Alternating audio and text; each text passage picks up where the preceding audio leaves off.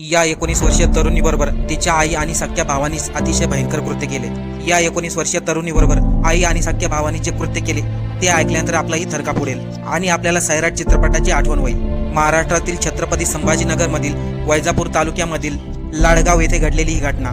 किशोरी मोठे, वय वर्ष 19 असे या तरुण मुलीचे नाव।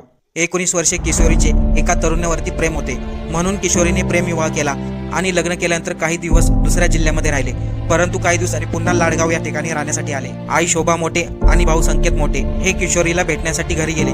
किशोरीला वाटले आई आणि भावानी मला माफ केले।